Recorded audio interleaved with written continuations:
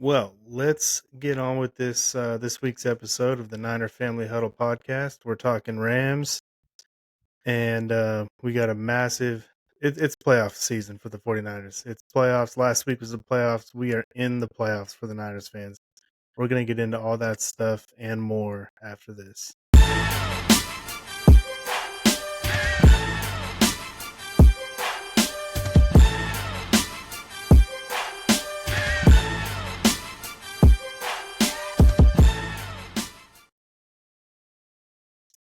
Alrighty.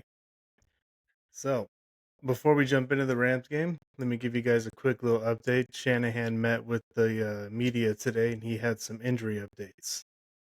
So, Ben Barch is going on to IR. That stinks. Banks cleared concussion protocol. That's good. great. Trent and Bosa are not practicing yet. They're still kind of day to day, week to week. Not looking so good. The tone in his voice did not give me optimistic feelings. Mustafa had a chest and a shoulder injury. He's day to day. I'm guessing he'll be okay. D. Winters, ankle day to day. And Garendo had a foot sprain. He's day to day. So that's kind of where we're at. Do you guys think I was listening to a show earlier and someone said if Isaac Garendo can play, the Niners will win. If he can't play, they'll lose. I don't know in fact, I don't agree with that. No. Do you guys think the running game, it's obviously going to be important in this game, but do they need Garendo to win this game? I don't think so. No.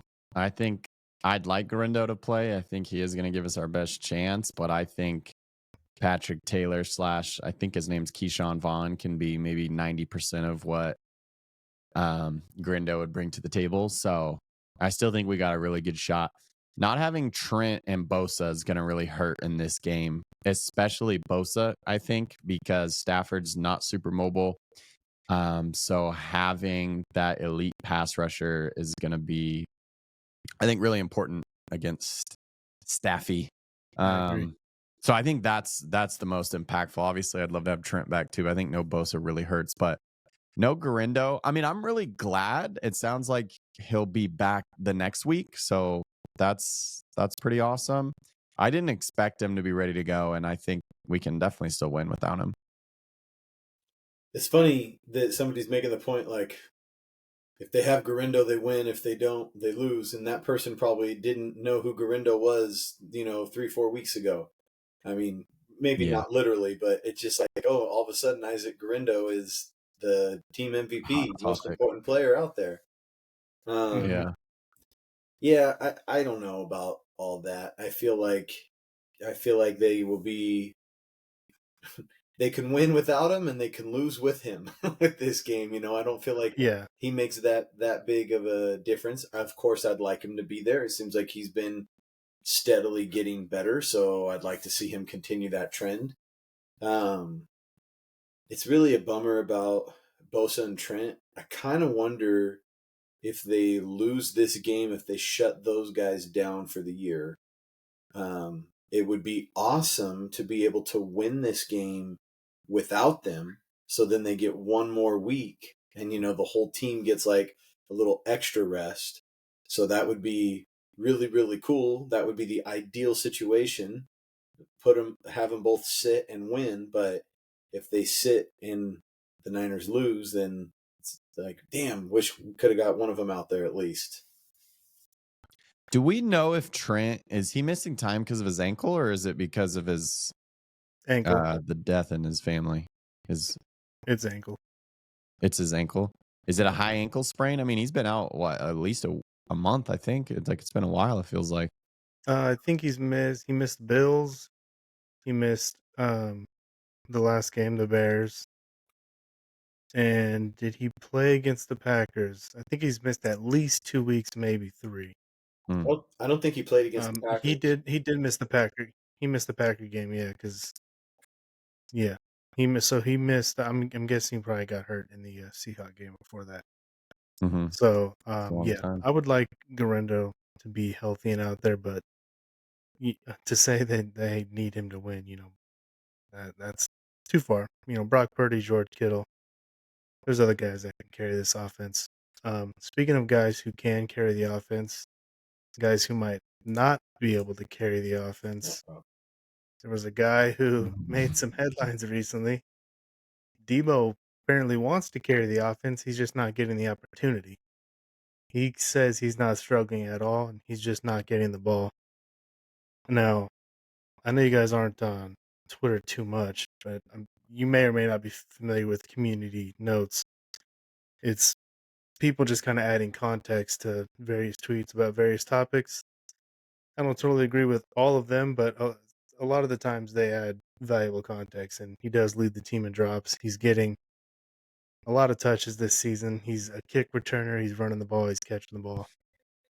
I don't know. What do you guys think of this? Well, is the readers add context? Is that just an AI tool on Twitter that it just summarizes the replies and then like gives it to the reader? No. So there's people who apply to be a part of community notes, and they will find articles and various sources of information to add context to various tweets, depending on what they are. And they felt like that's the context that was needed, that actually this is false information. He is struggling.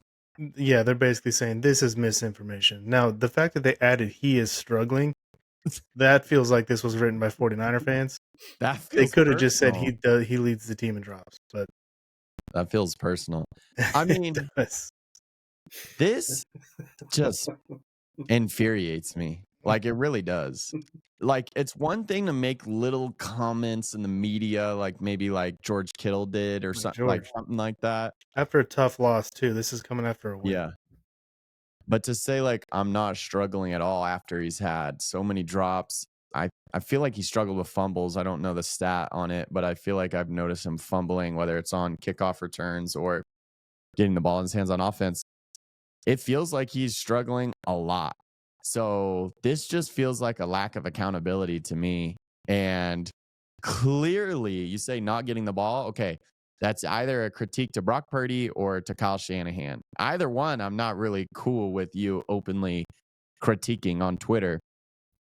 It's just like, it just kind of gives me the ick a little bit. Like, I'm like, dude, like, you really feel that insecure? You want to go on Twitter and try and defend yourself? Like, I don't know. It's really weird to me. I don't like it. He has deleted the tweet since the community note got added. That's funny. I saw another response. Maybe this was on one of the things that we circulated in our text chain, that he's second on the team in touches. So I read there was something that came out on ESPN. I think it was after Debo talked to the media today, and he said something like, "You read what you read, about this, or you saw what you saw," something along those lines. And that article that I read on ESPN was interesting because it was pointing out basically how he is struggling, like beyond. It didn't even mention drops. It talked about how he's got like the lowest average yards per game since his rookie year, lowest average yards per touch, lowest average yards after contact. He's only got 2 touchdowns, and how that's like tied for his career low so far. Like basically all the numbers suggest that he's struggling. And it kind of got me thinking, like, I agree with Chasen that he must be feeling something, some sort of, sensitivity to this to put out a tweet like this, but all it does is put a target on you. Like, it just seems like it's going to backfire. You're going to get a community note. You're going to get an article written proving how you are, struggling in all these areas. And it's just too bad. And it kind of makes me wonder. I mean, I know it's almost like an open secret at this point, that the speculation that he's going to be gone after this season just kind of makes me wonder if like this is him already starting to distance himself or something, like psychologically moving on or something. I mean, that's total speculation or projection on my part, but it's like, I feel like if you are invested and, in with the team, you're probably not saying that stuff. You are probably keeping it behind closed doors. I mean, that same article that I mentioned, there was quotes in there from Kyle Shanahan talking about how it's like Debo and I talk every day, and I prefer if he keeps this stuff behind closed doors. So if they are literally talking every day, then he knows that doing something like this is not what the head coach wants. And, it just, I don't know. It's just not a good look. I mean, it just hasn't been a good look. I mean, the thing with the kicker and the long snapper earlier this year, and I saw just a little bit ago, Ryan, I think you've mentioned Stats, isn't it Rob Stats Guerrera or something like that? Mm-hmm. He posted a screenshot. You may have seen it where it was one of the screens that screens to Debo in the Bears game, and he was like, "This is Debo right after he caught the ball. How did he only get 2 yards on this play?" Yep. And there's like an alley that's blocked, like two blockers. There's an alley for him to run, and there's another guy that's just like another blocker that's not even engaged, ready to get whoever comes next. And it's like, yeah, you look at that and you would think, oh my gosh, that might be a touchdown for Debo. Like, number 19 Debo, that's 6 points. But yeah, so it's just like I don't know if he's posting that if Debo doesn't put that tweet out. It's just bad. It just seems like you're bringing negativity upon yourself, and just let your play do the talking for you. And if you are ready to move on, then do it in the off season. Don't, I don't know. It just feels like a distraction, and it's not helping anything or anybody. And he was supposedly one of the guys and one of the leaders that spoke up in this recent team meeting that everyone keeps talking about. They said Debo is one of the guys that spoke up. It's like a leader doesn't do this. It's annoying enough if just any player does it, but a leader doesn't do this. I want them. I know they won't, because it's the whole Kyle Shanahan is buddy, blah, blah, blah. Like Debo has a resume, so they're not going to do it. But I want them to legitimately bench him. Like, I think Jacob Cowing could produce more than what Debo Samuel is right now. I think he'd be more explosive. He'd be faster, maybe not as physical. I think Debo should be our kickoff returner and should get some snaps, because I do think he could be effective as on like end arounds and stuff like that. But outside of that, like running routes and all that, let some of the young guys do it that have more juice. Like Debo can't get open. Debo can't make no plays. Like, why is he out there? So that's how I feel about it. So, okay, I got a couple thoughts. Another thing, you want to get Debo some touches. He's returning kicks. Well, have him return punts too. Yeah, Why not? He can I'm be the down. punt returner. He can be the kick returner. Kyle's been saying for years that he thinks Debo could be one of the best running backs in the NFL if he fully transitioned to NFL or to running back. Guess what, Debo? You are now the running back. Garendo's hurt. McCaffrey's hurt. Mason, all these guys are out. You're the running back now. Ricky Pearson, Jacob Cowing, you're going to take over for you at wide receiver, and you're going to play running back against the Rams on Thursday night. And then he's going to get, 15 touches in the backfield, some catches maybe. He could end the game with 20 touches between special teams and running back. And see how he produces. I say put him at running back, even though I don't think the results would be there, so they probably actually shouldn't. And to Steven, to your point, is it possible that he's putting his opinion out there for future teams, like, hey guys, I'm still good. You should still pay me and trade for me and give me another contract extension because I'm still the player that I used to be. I'm just not getting the ball here anymore. I'm getting phased out and it's not my fault. Problem is like Rob Stats Guerrero likes to say, like he quote tweeted Debo's comment. He's like, Debo, the games are on TV. Right. I mean, like, we all see and watch you play. The tape is out there and available for the opposing team, so we can all see it. You just aren't that guy. And that picture that Rob posted, there's no defender within 5 or 6 yards of Debo. And like you said, Steven, in the past, number 19 catches that ball. It's like, oh boy, he might score here. On Sunday, first guy that got there just brought him down. Not even like a big hit, didn't like wrap up, just like grabbed his leg and he just kind of fell down. I just remember watching it, like, it was just another confirmation, like, yeah, Debo's cooked. He just doesn't have it anymore. And I totally agree with Chasen too. well, both of you said it. It's a bad look. Jason was talking about AJ Brown and some of his comments toward Jalen Hurts and the passing offense, and he's been critical. And I've heard, I think Mike Florio and whoever was on his guest host today, they were saying how like after when you're 11-2 or whatever they are right now, 12-2, 11-2, and you're winning and kicking everyone's butt, why are you complaining? Like George Kittle has said for years, if I don't get the ball and we're winning, that's fine. I don't really care. But the Niners start struggling. They lose 3 straight games. He's not getting the ball. He's like, hey, I should probably get the ball a little bit. Kyle gets in the ball, they dominate and win. Like that's what a team leader is supposed to kind of do. And AJ Brown, Debo Samuel seems like they're kind of cut from the same cloth. AJ Brown, not AJ Brown, Antonio Brown, who I was thinking of too. Like he's a guy who wants 150 yards and 2 touchdowns and a loss over 20 yards and a win. They're me guys, and I am a little concerned. Some Ayuk's kind of given me some of those vibes recently. For the first 4 years of his career, I thought he's a selfless, just team guy. And after this past offseason and what I saw from him this season, not so sure anymore.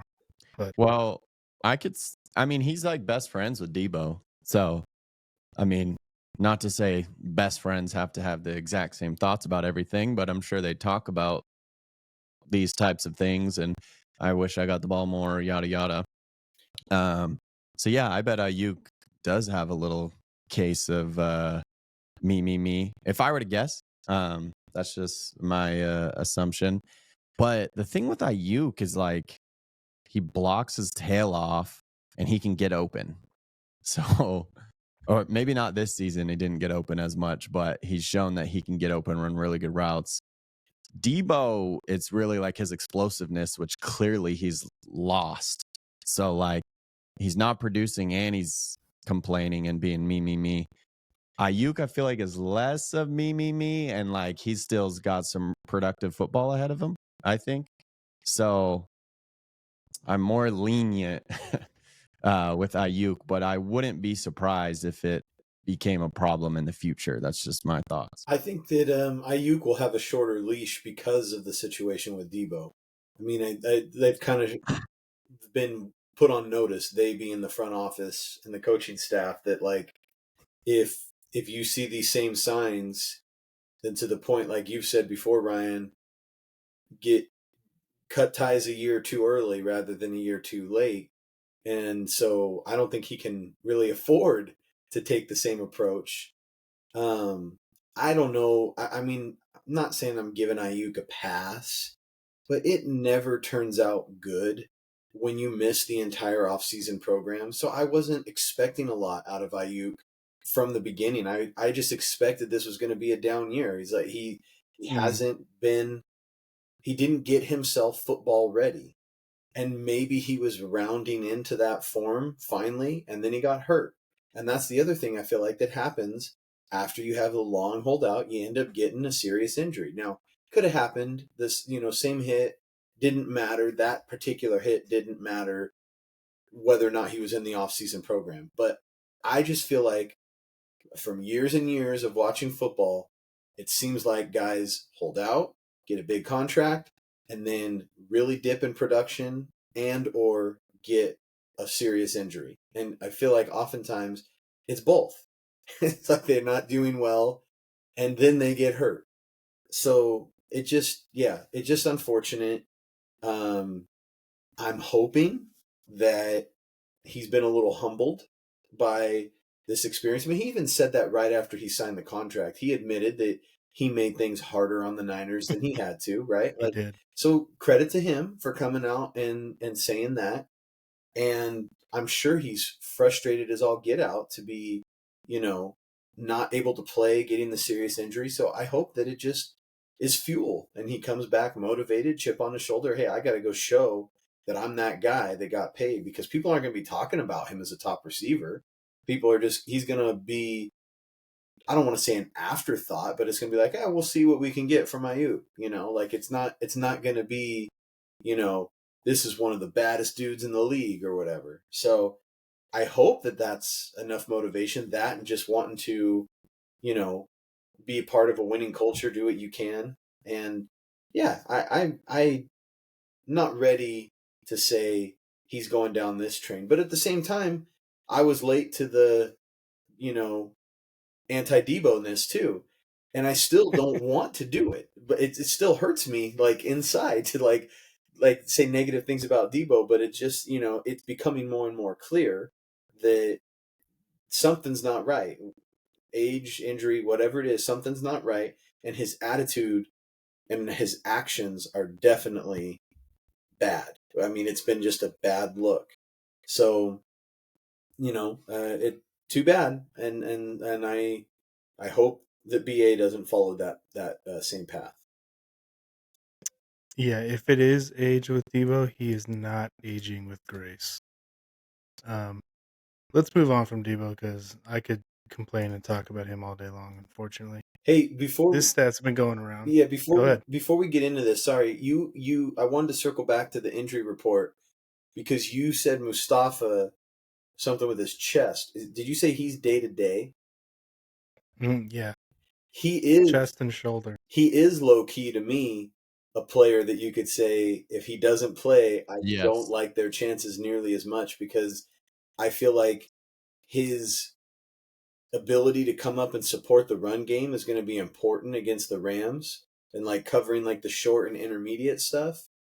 And also, I'm not Lighting saying Puka Nakua up. yeah, and I'm not saying that he's the best cover guy, but I trust him more than I trust Jair Brown. And so if that means Jair Brown's in there against good receivers, I'm worried that they're going to be more susceptible to blown assignments or big plays. So I feel like Mustafa is more important than Garindo to this game. I would agree. And listening to Kyle talk about it, he didn't sound.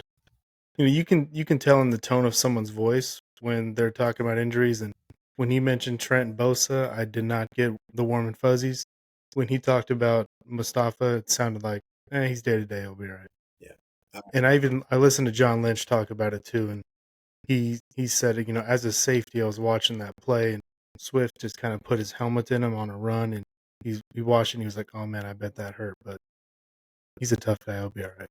All right. Probably just needs a day to rest and recover. He'll be okay. So, what do you guys make of this stat? Largest yard differential this season: Eagles number 1, Niners 2, Lions and Ravens 3 and 4. Obviously, all these teams have winning records, and two of the teams have dominant records. The Eagles and the Lions. And here the Niners are at second place with a 6-7 record. To me, this highlights just how bad the red zone offense has been. But what do you guys make of this?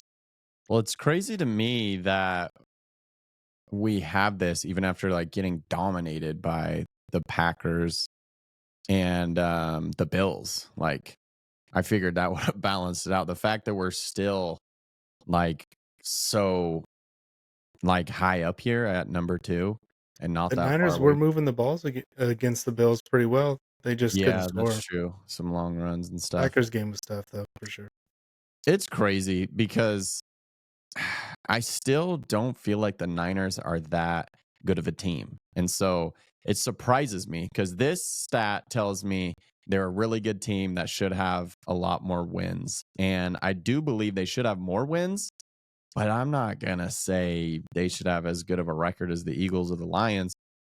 It tells me that unfortunately we're awful in close games, whether that's the Shanahan curse or whatever you want to point the finger at. We've just been horrible at it. And yeah, the red zone offense has been terrible. We finally got it in order last week, and I freaking hope that continues because if we're kicking a bunch of field goals versus the Rams, we won't beat them.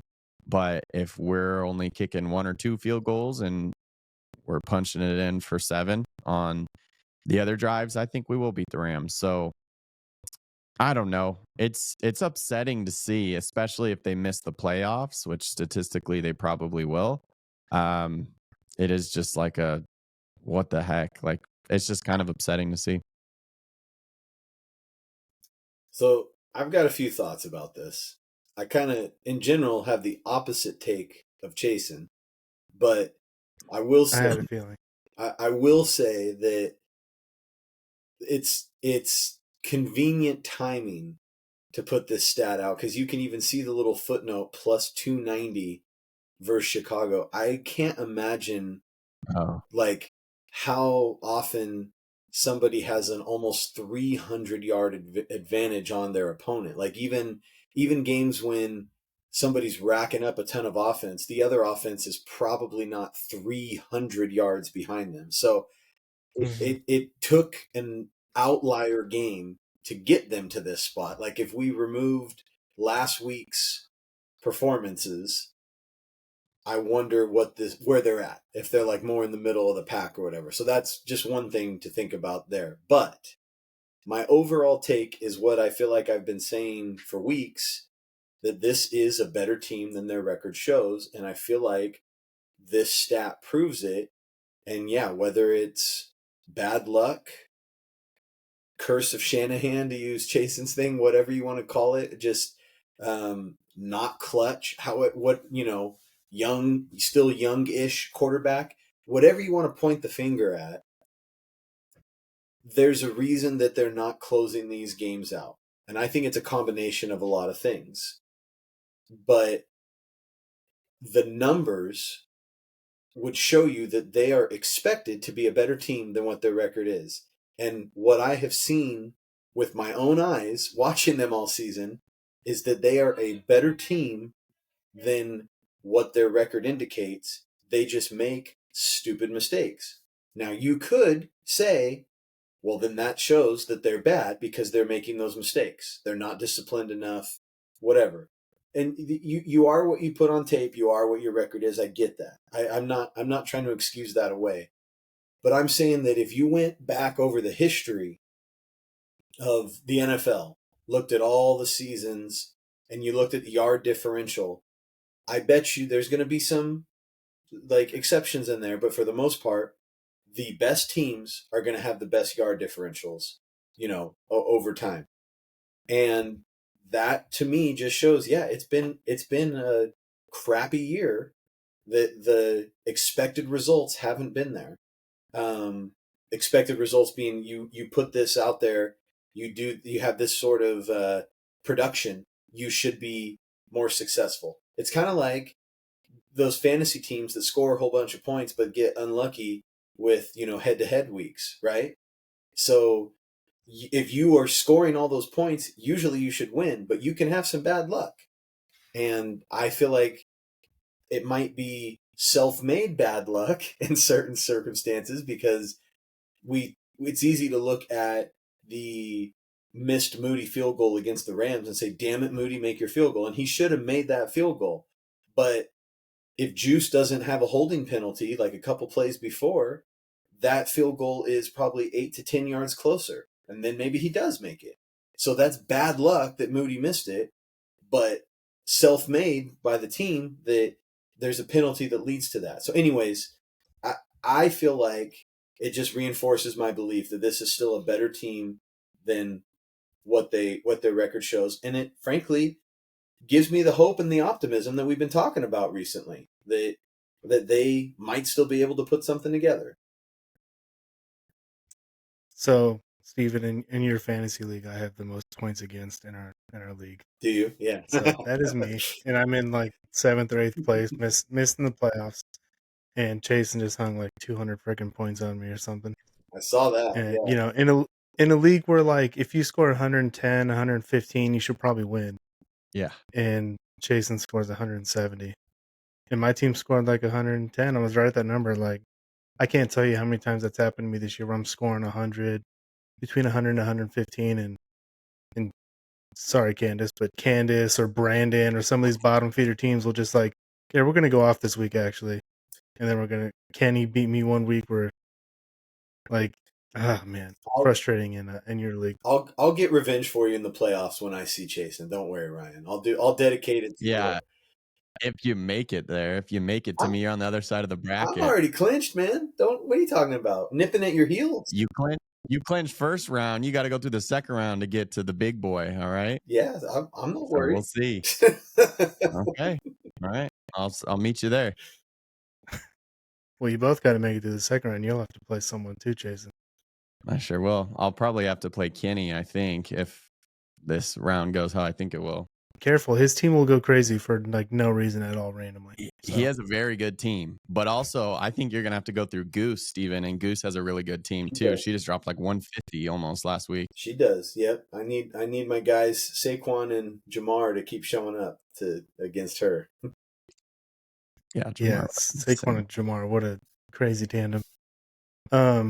So yeah, I tend to kind of agree with Steven. I think that stat shows that this team is probably better than their record shows, but their record shows what it is for a reason too. So to me, it's just their failure to score in the red zone all season long, and we've talked about it a little bit. There's a whole bunch of reasons why, whether it's just play calling or execution or bad luck or whatever. It doesn't matter.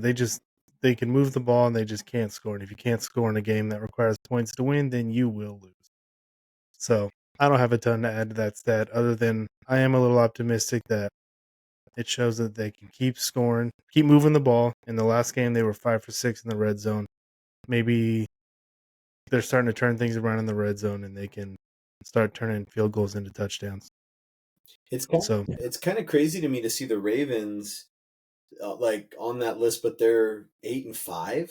Like they've had a weird year. yeah, when I've watched the Ravens at points, they seem like they're unstoppable. Like there's times where I feel like they are the best team in the league, and then they lose at home to the Raiders, and like it Or the just Browns. yeah, it's just crazy to me that like I guess when they are bad, they're really bad, and then other times they're good, but I feel like I could see the Ravens coming out of the AFC finally, honestly, because of Derrick Henry and everything. If they can get there, I'm not saying that's my pick or anything. I'm just saying they're a damn good team. And then you see their records, like I would think they're like 12-2 or something crazy, or it. Yeah, it just 8-5.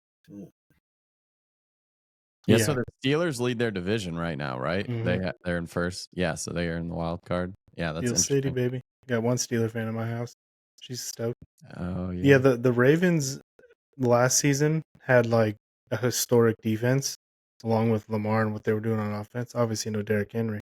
This season, obviously, their defensive coordinator went to coach the Seahawks, and they have like the worst defense in the NFL. Really? I didn't know it Like was they've that gone from bad. the best to the worst. They're awful on defense, and Wow. in situational football, I think they've made a ton of mistakes. So even though their offense is really good with Lamar and Derrick and that whole team, they've just made a lot of blunders and they've played undisciplined, probably kind of like the Niners have this year. I saw. So I know we're supposed to be talking Niners, but I saw like a crazy highlight maybe 2 weeks ago. So I don't know if this has changed, but it was like Lamar Jackson has thrown some ungodly amount of touchdowns this year, and he's had 3 picks or 4 picks, and every single one. They said here are his 4 picks. Every single one of his picks was a ball that was like tipped or hit his receiver in the hands. Like there was one where the receiver was like hauling it in and the DB came in and wrestled it away. There was not a single pick where it was just a bad throw to like the other team. And I was like, man, that guy is so good. But anyways, on with the Niners. He's he is playing really the good. best football of his career, I think. If Josh wasn't in God mode this season, I feel like Lamar should be the MVP. Yeah. I feel like if you took, what are we, 12? We're 13 weeks through the season now. If you took Lamar, Josh Allen, and Justin Herbert interceptions and you combine them, I feel like they'd be under 10. Man. I think all three guys are protecting the ball at like an elite level this year. And, then you have Patrick Mahomes, whose touchdown to pick ratio is barely over 1-to-1, yet they just got all the voodoo magic and they cannot lose. Yeah, what's their yard differential? They're probably in the negative, and they've Right. have the best record in the league. They're the opposite of the Niners. They like Mhm. don't show pure dominance or whatever, and then they still figure out a way to win. Patrick Mahomes is the best game managing quarterback in the league, and I say that like with respect. Like that is not a slight. Yeah. Like it's a skill. He's like Tom Brady level and how he can Mhm. manage games. It's pretty incredible. Yeah, they don't they don't have to rely on him to carry the team anymore. He just has to move the ball enough and score enough, whether they need 13 points to win or 20 points to win or 27 points to win. He'll go out and get it, and they're going to rely on the defense. And I don't even want to say the run game because it's not like there's some dominant run team. It's their defense, and he just does enough. He's doing what early Tom Brady did. Tom Brady just did enough, and Patrick Mahomes right now is just doing enough. We'll see if it's enough to win a third consecutive Super Bowl. I have my doubts. But before we Hope get not. there, let's talk about this Rams game a little bit because it is playoff football. Someone I heard someone talking about a quote from Yatur Gross-Matos, and he was like right after the game, like maybe selling pads, coming off the game excited, and he was like, "Already want to know in the playoffs, baby." So this team is in playoff mode, and I saw another quote in the Rams locker room. I don't know if you guys saw. Sean McVay was like breaking down the team, and he threw it to Stafford, and he was like, "Oh, let's go beat these Niners." So I feel like this game is going to be really intense. Like both Yeah. these teams are desperate. I think they want to beat each other bad. I think Kyle and Sean have a friendly but very serious rivalry. I think they really take a lot of joy in beating each other. And if Sean can effectively put the nail in the Niners' coffin, that would bring him immense joy. And I know Kyle wants to even, right the wrong that he feels like they gave up in week 3 earlier this season. Um, where would you guys say? Let's go advantages and disadvantages versus this matchup. Let's start with the disadvantages. Where do you think the Niners are at a disadvantage against the Rams in any phase of the game? Weak pass rush against, I don't know how good their offensive line is, but I was just reading an injury report and they're healthy. So a weak pass rush against a healthy Matt Stafford could be scary. He could dice Mhm. us up. So I feel like every single week you could say the Niners have a special teams disadvantage, but I feel like it's especially pronounced against the Rams because aren't they known for like having good special teams and coming up with like good creative things? It feels like Recently, especially yeah. against the Niners, they always will have a fake Fake a punt punt. or something creative and exotic. So I feel like special teams is clearly a disadvantage for the Niners. They just blocked a punt and scooped it, scored it against the Bills. That was one of the reasons why they got up so early on the Bills is they had a special teams touchdown. And but to me, Chasen's is probably the scariest because Stafford, as good as he is and as good as Goff is playing right now, if you can get in his face and shove him around and sack him and pressure him and make him move, they look like mortals all of a sudden. And Stafford has a better arm than Goff, but both guys can get flustered. Both guys will give the opposing defense opportunities to make plays on the ball. And without Bosa on the field, like Jason said earlier, he's probably one of the biggest keys to this game is whether or not he can play. I'm nervous that Stafford's going to be able to hang in there and throw the ball wherever and whenever he wants to, and that's going to be a problem. What I'm excited to see is they have darn good receivers, and I want to see our healthy secondary. So hopefully Malik plays, but definitely our big three in our cornerback room playing against these Rams receivers. I'm really excited for that matchup. We know Stafford's super accurate. He's going to throw it in tight windows, so coverage is going to have to be tight, and I think they'll be up to it. But I think Stafford could just have a lot of time back there, and guys will get open eventually. So it's going to be a super like awesome and fun matchup to watch in that regard, especially like Mooney ramping up a bit more. I think this is going to be his third week since being back. So that's going to be a lot of fun. I'm excited to see that. So I feel Go like ahead, I Steve. feel like I haven't watched like any substantive Rams games. Maybe caught a little here, a little there, seen highlights since they played the Niners. But I remember feeling like when they played the Niners before, and I don't know if they had a bunch of injuries or whatever. I feel like the Niners could do whatever the heck they wanted on offense. They just were making mistakes. So based on that, I'm gonna assume that the Niners have the advantage when their offense is on the field and the Rams defense is on the field. And I feel like if they Yeah. have kind of righted the wrongs of, recent failures and if the Bears game is a sign of things to come and we get a good, efficient Brock Purdy, I feel like the Niners should be able to carve them up and do whatever they want to the Rams D. It's just going to come down to when the Rams O is on the field and how well the Niners D can hold up against them. I will say one area where I think we might be at a disadvantage before we get into some of the advantages for the Niners is the Rams D line against the Niners O line. Even though I think Jalen Moore has been playing pretty well and Ben Barch was good, but he's going to be out, I'm nervous about essentially everybody else. Well, even Jalen Moore, who's been playing well, he still makes me nervous. And the Rams have a good, young, pretty ferocious D line with at least two really good players. Curse and I forget the other guy's name, but if the Niners can't run the ball, especially with the injuries at running back, I'm nervous that they're going to have to get into a throw heavy game plan. And that's just not what the Niners do. I feel like the Rams are better when they can run the ball, but when they can't run the ball, they can still throw the ball. Stafford can throw the ball 40 times and they can be okay. If you told me Brock's going to throw the ball 40 times in this game, I'm saying Niners lost. Like, I just don't think they can win that way. What if it's like a throwback to old Niners, though, where it's short and intermediate stuff over the middle? Get it out quick. Don't let that Rams D line get it to you. I mean, I know that the Rams are known for having a good D line. I couldn't tell you a Rams linebacker or secondary player.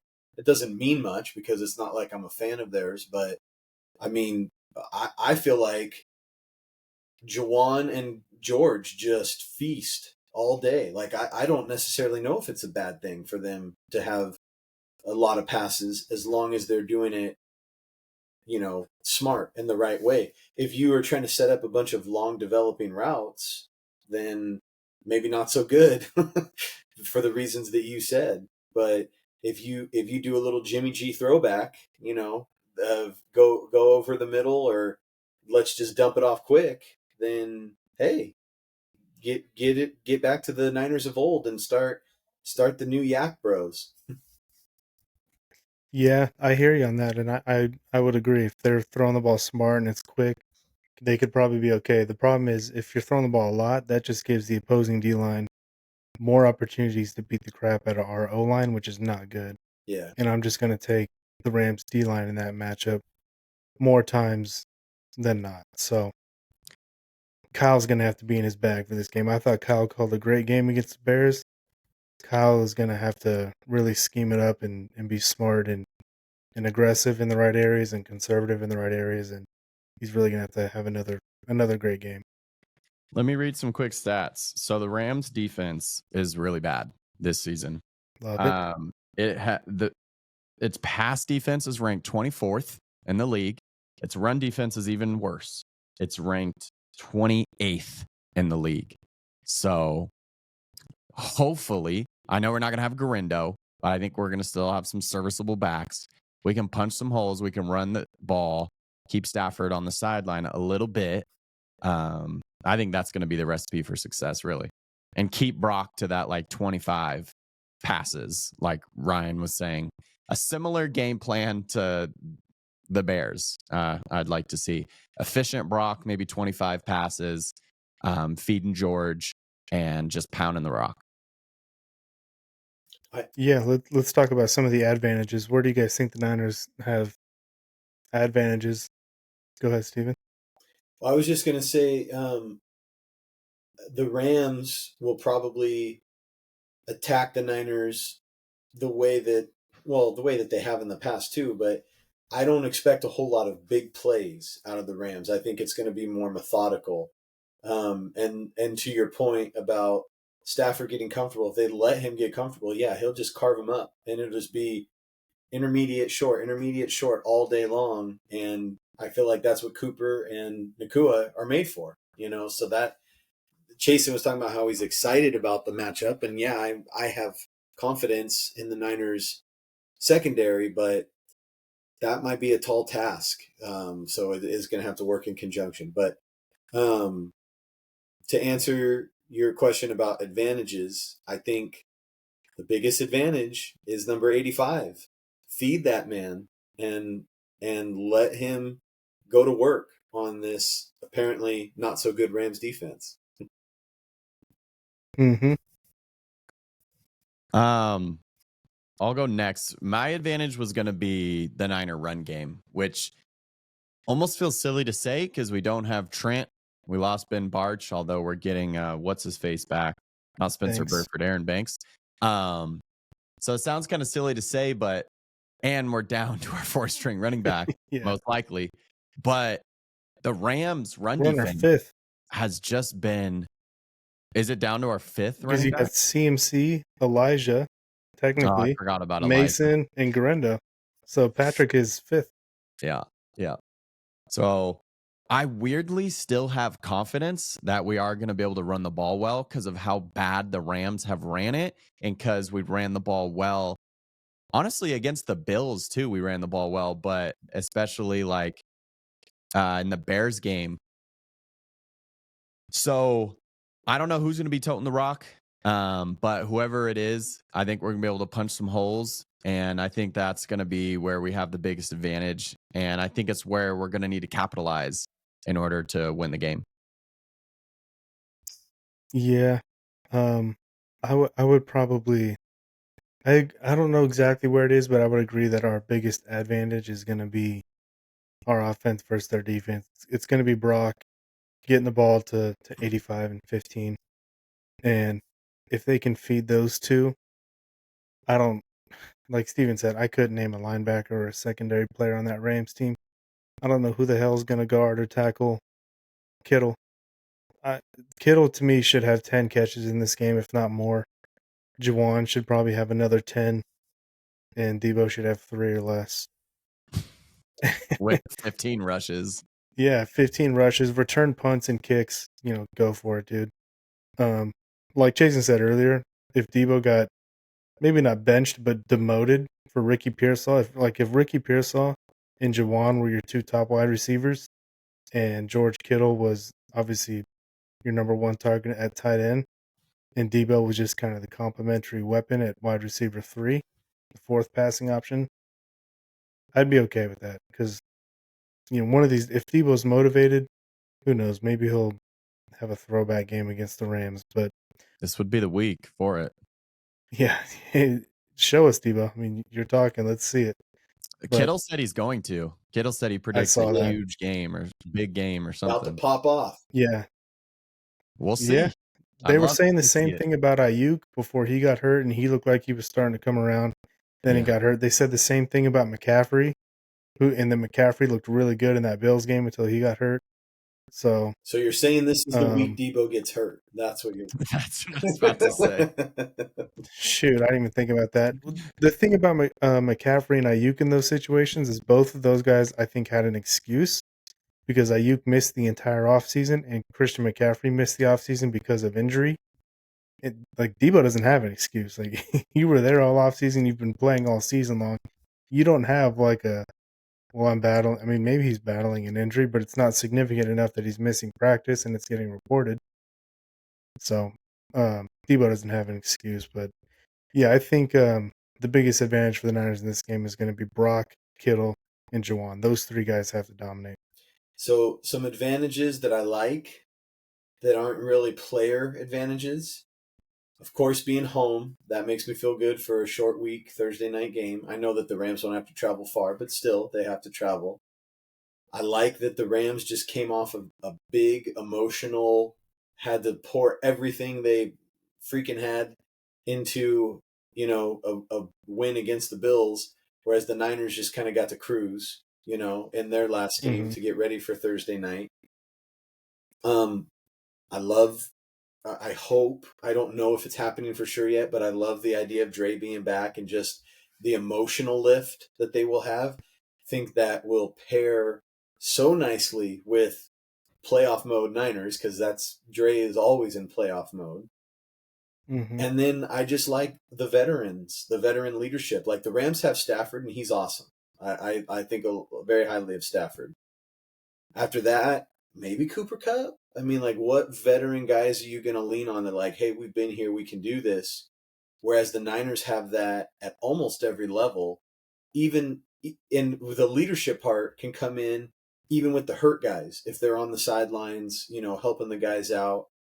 But they're still going to have important captains, veteran leaders on the field that I think will make something happen. And I know he's been limited. He hasn't looked great. He's actually looked like a human instead of an alien recently.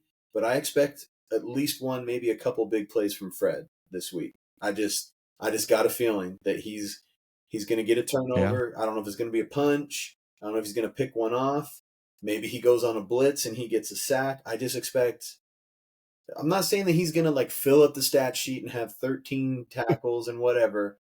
I'm just saying Fred's going to have at least a couple big plays, impact plays. That's what I think. I would love to see Fred finish the season the way he started it. Like, Yeah. I wonder who's going to win first team All Pro linebacker this year because I don't know anything about the linebackers around the league, to be candid. And if you told me that there's someone out there just balling and it's not Fred, like, I would unfortunately believe that. I don't know that Fred's had the season to defend that first team All Pro crown. So yeah, we'll see. What would you guys say is, like, just from the overall team perspective, Niners? If the Niners do one thing, they're going to win the game. Like, what is the biggest key to victory in this game? I know we've talked about some advantages and disadvantages, but what would you say is one thing this team needs to do on Thursday to win? I'm going to say protect the ball because I think the Niners are the better team. So as long as there's not any game-changing pick six type plays, I think the Niners should win. So I'm going to say protect the ball. It's a Or pretty easy pick, but or even just, oh yeah, it's an easy pick. It's an important pick. We know Purdy's undefeated when he doesn't turn the ball over. And it doesn't even have to be a pick six. Fumbling on the goal yeah, line. Juice, hello, looking at you. yeah, Stuff like that can be devastating in games like this too. yeah. I think it's the first thing that Chasen said. Honestly, the biggest thing is going to be getting pressure on Stafford and the pass rush. Like if they don't even have to be great. If they can just make him think about it, at times, I think that's huge. I feel like that's the biggest thing because if the Rams are comfortable on offense all day, bad news for the Niners. But I feel like as long as they can fluster him a little bit, get him off his spots, whatever, I think that's huge for all the reasons that you guys have already said. Isn't this another Leonard Floyd revenge game? Oh yeah. Yeah, he drafted by the Rams? I don't think He so. might have. No, he was drafted by the Bears, but went Okay. quickly to the Rams, I think. Because he spent at least 4 years with the Rams. Yeah, he did. Probably So yeah, he his knows best his years team well. were at the Rams. Yeah, Yeah. he was a baller on the Rams. I remember I was listening to Sims a lot while he was on the Rams, and he was saying that he's the new king of like F the play up stat. That Leonard Floyd was. And so I was hyped when the Niners signed Floyd because I remember how much Chris Sims used to hype him up. So I was stoked. Yeah. I'm also pretty hyped on Yeater. I don't know. Maybe I'm jumping the gun, but I'm like, oh, Yeater Let's and get another Floyd. hat trick, Gross Matos. Yeah, Yeater and Floyd might be enough to get the job done. I don't know. Obviously, I want Bosa out there, but like Floyd and Yeater have kind of gotten me feeling good recently. Yeah, and we talked earlier in the season about how Bosa was playing like 86% of the snaps, which is way higher than he's used to. If he could play like a D Ford role in this game where he just plays like 25 or 30% of the snaps, that would be helpful. Like he doesn't have to come in and play even like 60 or 70% of the snaps. Just get him on the field a little bit. I think that would be a big deal. So I agree with both of you as far as the keys to the victory. You got to protect the ball and you got to fluster, hit, and sack Stafford. Those are incredibly important. Just to pick something else, I would say one of the matchups I'm really looking forward to watching. Chasen talked about it a little bit, but it's the Rams' top 2 wide receivers against our corners. Oh yeah. And I think if the Niners, because those guys are probably going to get catches and they're gonna get yards. If the Niners can do something in this game that they haven't been great at this season, which is tackle, I think that Yeah. would be a big deal. Yeah. If they can stop the bit like, um, I don't know that Cooper Kupp is a big threat after the catch anymore, but Puka Nacua certainly is. He's got a little deep, like prime Debo Samuel in him, and Kyron Williams isn't a big guy, but he's a tough runner and he can break some tackles.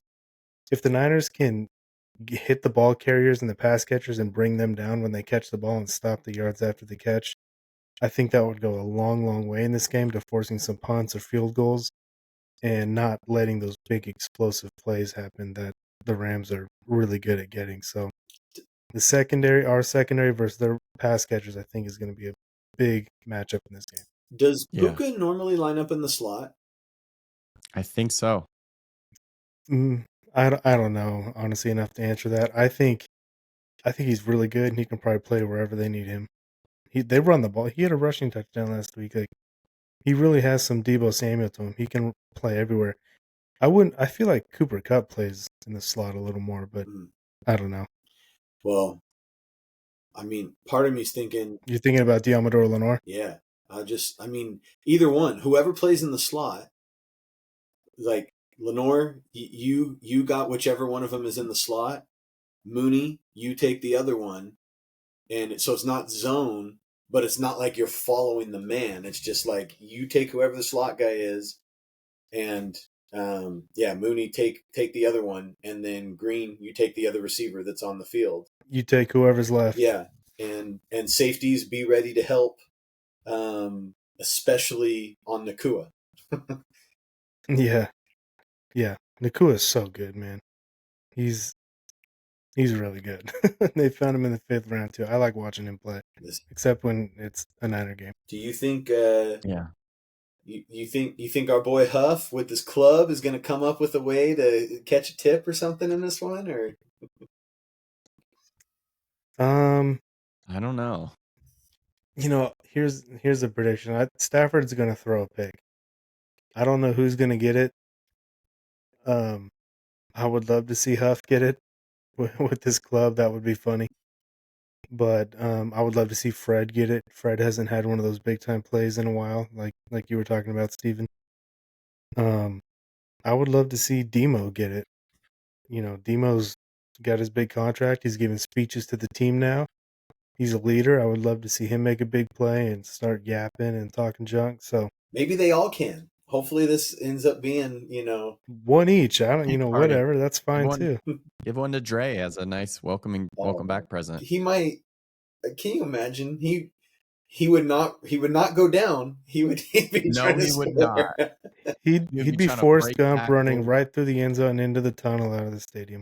Fred He might would have not to stop tackle him, actually, if you don't want him to go fumble it. If I hit my Dre Greenlaw drop, this one's new. I need that ball! I need that ball! God, I'm excited I for can't him to wait be to see back. him. My X factor I was gonna pick was, I always like to do an under the radar. Like obviously George Kittle's gonna George Kittle and so on and so forth. But I like to find the under the radar or maybe the not expected. So my X factor on defense, who I think is gonna ball, is gonna be Lenore. I think he's gonna have a versatile performance. I think he's gonna make some plays in the run game. I think he's gonna have some nice pass deflections. I think he's gonna have one turnover, whether it's a pick or a forced fumble. I don't know, but I think he's gonna bring the energy. He's going to be a beast, and he's going to be my X factor on offense. Debo Samuel is going to be my breakout player. Whoa. You stole my thunder. I was actually going to do that. I was going to pick I was like, Debo, now's the time. Yeah. If there's ever a time, now's the time. And man, he put the target on his back. Everybody's watching him. All his teammates are having his back. Even Brock was like, yeah, he's absolutely right. Like, blah, blah, blah. So, man, everyone's got your back. You want to freaking keep playing football, get a contract somewhere else, or with the Niners, whatever you want to do, you're going to have to prove it. And you're going to have opportunity to prove it too in the pass and in the run game. So, yeah, I'm going to pick Debo. All right. Yeah. I would love, I mean, it would be really nice to see Debo go out there and have a big game. And like, I don't even really care. I just win. I just want them to win because I want the rest of the season to matter. And if they can win this game, that would give me a lot of optimism for the remainder of the season. And with a loss, there isn't like, well, we'll see if they can get back on it next week. It's like, nah, dude, it's over. You're not getting in at 9-8. Yeah. But you're not winning the division at 9-8. So You have yeah, come on, Debo. you have any X factors, Ryan? I'll let you go next since Chasen stole yours. I was gonna pick Debo as kind of a shocker too. That's funny because he like you said, he put the target on his back. So nut up or shut up, as they say. Mhm. Kyle Ooh. Shanahan's my X factor. I like it. He's owned Sean for the most part in the regular season over the last 4 or 5 years. Put a game plan together and cook these fools, and go for it on 4th down. Get in the red zone more than you're kicking field goals. Don't rely on Jake Moody to win you this game. Feed your best players, Juwan Jennings, George Kittle. Get Brock Purdy moving around outside the pocket to protect him from some of those good defensive linemen. Get Ricky Pearsall involved if you have to. Dial something up for Debo to get him in space so we can see if he's about it or not. And yeah, Kyle's going to be the reason they win this game if they do. So my X factor is a guy I already talked about earlier, the injury thing. I think it's Mustafa for the reasons that we covered earlier. If I'm going to pick one on defense, I just think if he has a good game, the Niners win. And I just because I expect others to make the plays. Like I expect George to be good. I expect Juwan to be good. I expect Fred, all that. So if Mustafa's on his game, not blowing assignments, supporting the run, making his hits, doing all that, he doesn't even have to make an impact play. If he just takes care of business, I think the Niners win. I feel like he's important to this particular matchup because of the personnel that the Rams have and because of what I expect them to want to do, which is going to be a lot of get the ball in their hands and then try to run and make something happen. And I feel like Mustafa can be the missile that blows that up. And then on offense, my honorable mention is going to be actually Ricky Pearsall, because I feel like if the Rams defense is as weak as we hope, then they're going to be keen on all the guys that you talked about. Oh my gosh, we got to stop 85. We got to stop Juwan. We got to still worry about Debo. Who knows how creative they're going to be? They don't have any running backs. Maybe they're going to be doing all this stuff. So I think Ricky would have opportunities, and I think it kind of speaks to your X factor, Ryan. Like if Kyle can find a way to feature Ricky a little bit, and I'm not saying like 8 or 9 catches for all that just find Just like the Bucks game. Find some 4 plays. catches. He broke a big one for a touchdown, something like that. Yes. Yeah. Find some spots where he can exploit all the attention that the other guys are getting. So, anyways, yeah, I feel like I could see that being a recipe for success for them. They almost hit him for a long touchdown last week too. Here's my defensive X factor. Oh no! They don't run on him. They don't run on him. They don't run.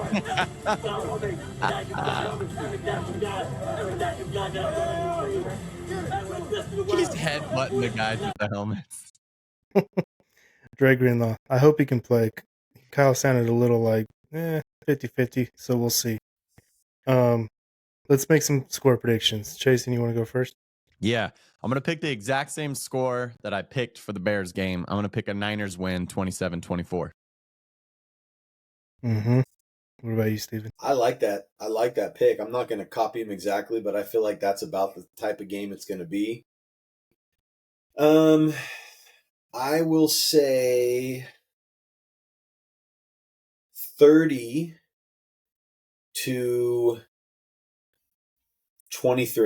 Niners. All right. I'm going to say it's 31-28 Niners. No, I'm going to pick it even closer. 31-30 Niners. It's going to be an anxiety-riddled game. It's going to Very be much so. stressful, and Moody's going to kick the game winner. Ryan is trusting Kyle to win a 1-point game. You heard it here first, everybody. If that There's like a happened, I think it's gonna 10% have chance. I'm going yeah. for it. I think it'll have to be the defense making the clutch play if we win a close game. Historically, who has the advantage on a short week, the offense or the defense? It's typically offense, right?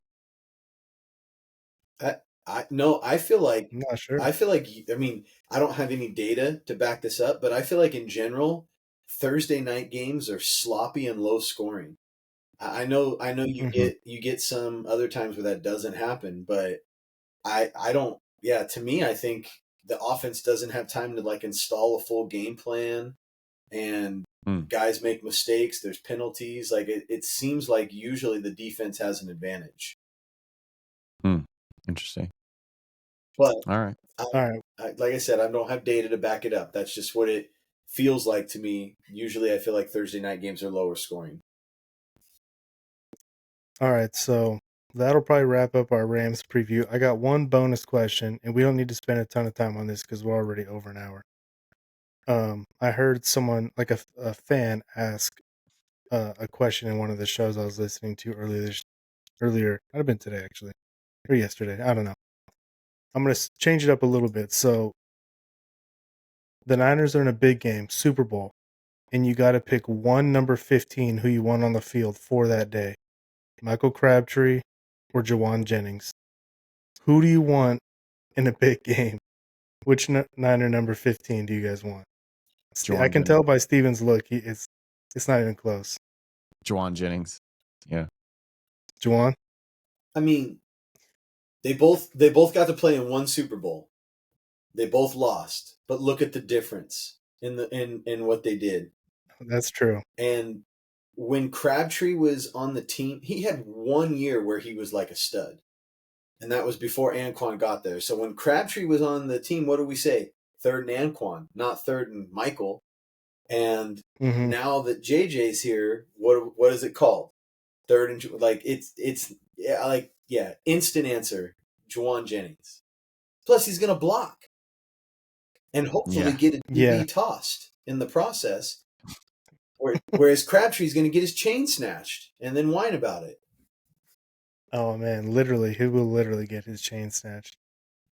Yeah, that's funny. I thought it might be a little bit of a discussion, but I totally agree. It's Jawan all the way. Crabtree's probably a little more explosive. Has great hands, good route runner, but Jawan is a dog, and I want a dog in a big game. I would have loved to see Jawan Jennings on that old 49ers team when we had Patrick Willis and all those guys. He would have done just fine on that team. He would have done great on that team. If you could swap him for Crabtree and you have Anquan Boldin and Jawan Jennings as your two receivers with Vernon Davis as your tight end, like that's maybe the most physical set of pass catchers around. Yep. Yeah, and I'm sure he would love blocking for Frank Gore too. Yeah, Jawan would fit in on that team nicely. They'd be lagging a little bit in speed, but they'll make up for it with their 50-50 catching ability and blocking. Vernon was fast. Vernon was a fast man. The tight end will bring the speed. He might have been the fastest of that bunch we just listed, honestly. Probably, yeah. They didn't really have a speed guy that I can remember. LaMichael James?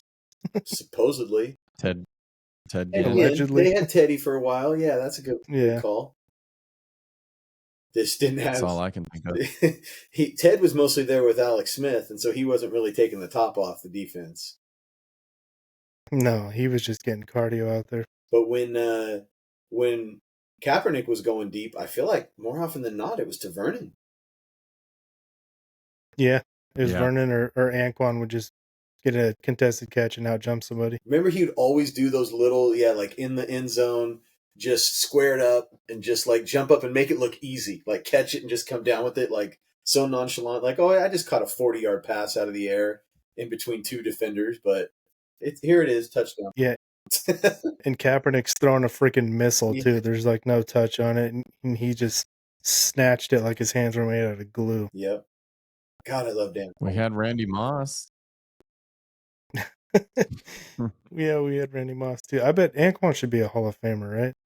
I don't think he will. I don't think he'll make it, but I mean, I think he's the Hall of. He was good everywhere he I played. think he's the Hall of very good, and I think he's like the kind of guy that like teammates or opponents would look back on and be like, man, I hated going against him, or I loved having him in the huddle. But yeah, I don't know if he'll make it. It'd be lovely to see him there, but I just don't know if he's got the resume for it.